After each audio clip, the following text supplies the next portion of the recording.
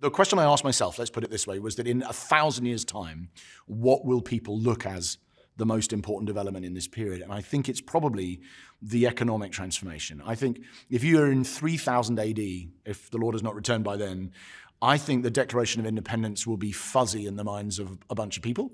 It might be like the Magna Carta today. Incredibly important, still influential actually, but the wording might be a little hazy. What do we mean by that? And obviously North America by then will have long since been eclipsed by countries with larger populations, and it won't seem like the kind of earth-defining event it was. And neither will the steam engine, perhaps, and other developments. It won't be Beethoven's work. You know, all sorts of things that we might now go, wow, that's incredibly important in this period. But I think it will be that this is the period where, as I said, for 10,000 years, human beings have had a roughly equivalent standard of living. Obviously, some have been very wealthy, but the average person has lived 30 years and has had a GDP per head of about, whatever, $400 or $500 a year. And that's how most people have lived for most of history. And if you look at the late 18th century, you see an inflection point where, for a combination of reasons, but much to do with industrial technology, you see a breakthrough. The economist Thomas Malthus referred to this. We now call it the Malthusian trap. He described it. He said, human beings basically can't, the population grows, and so if you do get economic growth, it just gets swallowed up. People have more kids.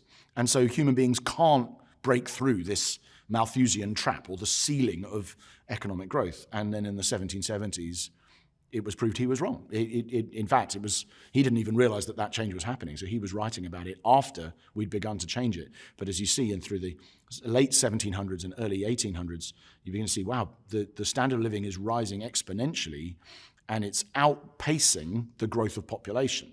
So even though the population of the world has grown by a factor of 10 since then, I feel like the population, the economic productivity of the world has grown by 70 times.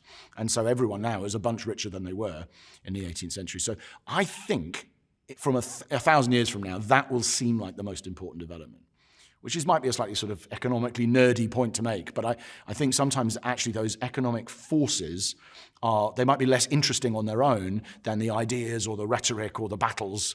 But actually over the very long run, I think they will have make more impact on the way that most people on this planet live.